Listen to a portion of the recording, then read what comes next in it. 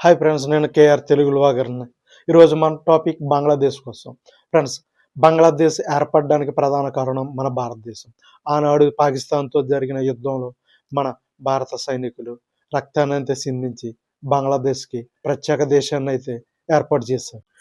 Friends, ఆనాడు బంగ్లాదేశ్ కోసం పాకిస్తాన్పై జరిగిన యుద్ధంలో మన భారత సైనికులు 3,900 మంది మరణించగా 10,000 మంది పైగా గాయపడ్డారు. ఆ రోజు బంగ్లాదేశ్ కోసం మన సైనికులు రక్తాన్ని అయితే సిందించారు. అయినా బంగ్లాదేశ్కి విశ్వాసం లేదు. చైనా, పాకిస్తాన్ మాయమాటలు నమ్మి ఇప్పుడున్న తాత్కాలిక ప్రభుత్వం మనతో శత్రుత్వాన్ని పెంచుకుంటుంది. ఫ్రెండ్స్, బంగ్లాదేశ్లో ఉన్న హిందువుల్ని టార్గెట్గా చేస్తూ హిందువులపై దాడి చేస్తూ బంగ్లాదేశ్లో ఉన్న హిందువులను హత్యలు చేస్తున్నారు. ఫ్రెండ్స్, బంగ్లాదేశ్లో జరుగుతున్న ఈ విధ్వంసానికి ప్రపంచ దేశాలు ఆందోళన చెందుతున్నాయి.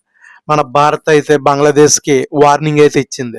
ఇటువంటి హత్యలను ఆపకపోతే తీవ్రమైన పరిణామాలు ఉంటాయని బంగ్లాదేశ్కి అల్టిమేట్ వార్నింగ్ అయితే ఇచ్చింది.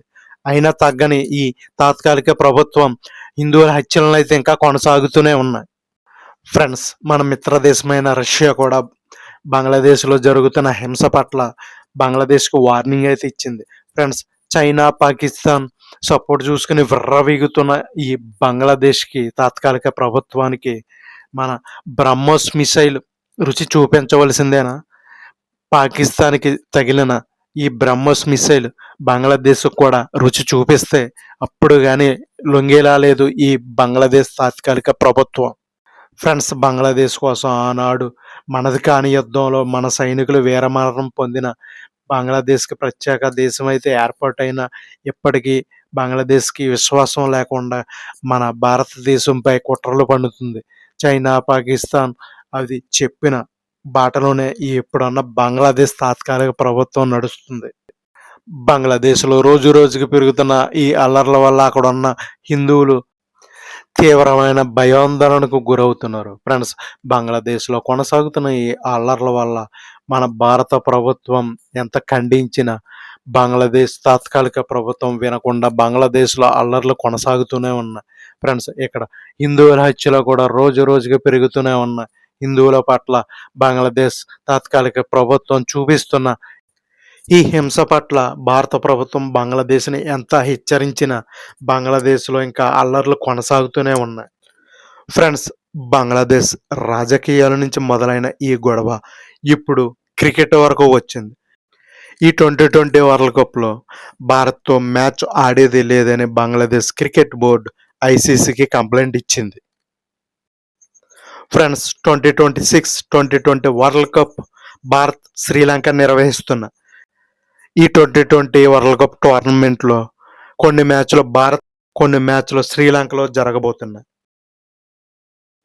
ఫ్రెండ్స్, ఈ టోర్నమెంటు భారత్లో ఆడలేమని చెప్పడానికి ప్రధాన కారణం బంగ్లాదేశ్ క్రికెట్ బోర్డు చేసిన ఆరోపణలు ఏమిటంటే భారత్లో ఇప్పుడు జరుగుతున్న అల్లర్లే ప్రధాన కారణమని, భారత్లో జరిగే మ్యాచ్లు ఆడి మా బంగ్లాదేశ్ క్రికెటర్ల ప్రాణాలను పణంగా పెట్టలేమని బంగ్లాదేశ్ అంటుంది.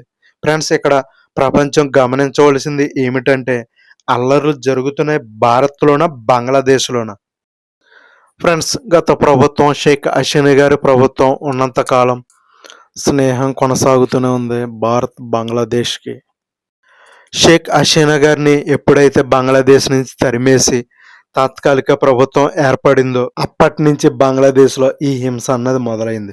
ఫ్రెండ్స్, ఈ హింస రాజకీయాల నుంచి క్రికెట్ వరకు రావడానికి ప్రధాన కారణం మన ఐపీఎల్ ఆడుతున్న Bangladesh cricketer fast bowler Mustafizur రహమాన్ను ఐపీఎల్ నుంచి రిలీజ్ చేయడమే దీనికి ప్రధాన కారణంగా బంగ్లాదేశ్లో ఐపీఎల్ ప్రసారాలను నిషేధించింది. దీనికి చర్యకు ప్రతిచర్యగా భారత్, బంగ్లాదేశ్ క్రికెటర్లతో చేసుకున్న కాంట్రాక్ట్ అగ్రిమెంట్లను రద్దు చేశారు. దీని కారణంగానే బంగ్లాదేశ్ క్రికెట్ బోర్డు భారత్లో మేము మ్యాచ్లు ఆడలేమని ఐసీసీకి బంగ్లాదేశ్ క్రికెట్ బోర్డు కంప్లైంట్ ఇచ్చింది. ఐసీసీ బంగ్లాదేశ్ క్రికెట్ బోర్డుకు దిమ్మ తిరిగే షాక్ ఇచ్చింది. ఒక్కసారి వేదికలు ఖరారైన తర్వాత వేదికలు మార్చడం కుదరదని, ఈ టోర్నమెంట్లో భారత్లో మ్యాచ్లు ఆడాలని, ఒకవేళ భారత్లో ఆడని మ్యాచ్కు బంగ్లాదేశ్కు 2 పాయింట్లు కటింగ్ అవుతాయని, అదే జరిగితే బంగ్లాదేశ్ లీగ్ దశలోనే ఇంటి దారి పట్టడం ఖాయం.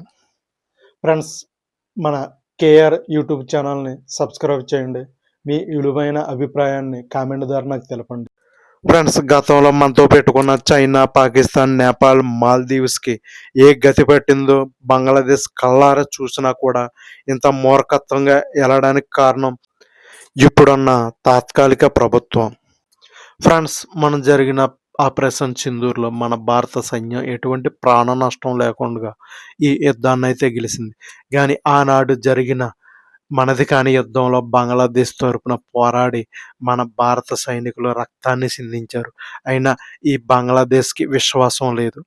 ఈ విశ్వాసం లేని బంగ్లాదేశ్ మన శత్రు దేశాలతో కలిసి మన దేశంపై కుట్ర పన్నుతున్న ఈ బంగ్లాదేశ్కి మన Indian army power, BrahMos missile సత్తా బంగ్లాదేశ్కి చూపించవలసిన టైం వచ్చింది. ఫ్రెండ్స్, ఇది ఈరోజు వీడియో. మరో కొత్త వీడియోతో అయితే మళ్ళీ కలుసుకుందాం. Please subscribe.